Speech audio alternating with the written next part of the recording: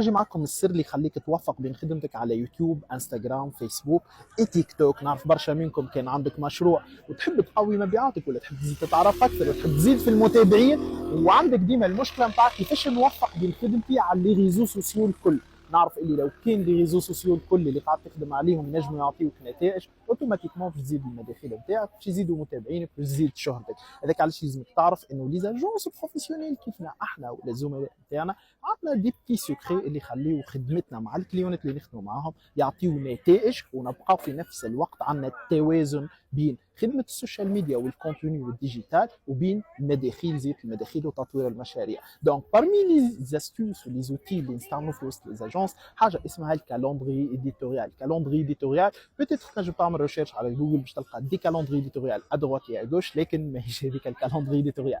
كالندري اديتوريال يلزمها تكون بيرسوناليزي على حسب نوعيه الاكتيفيتي اللي تخدم فيها. ما نجمش انت اليوم مثلا تجي تقارن روحك بكرياتور دو كونتوني يخدم في تو سكي فواياجات، يخدم تو سكي دومين التوريزم، وانت الدومين نتاعك مثلا تو سكي فاشن ولا لايف ستايل ولا كوسميتيك.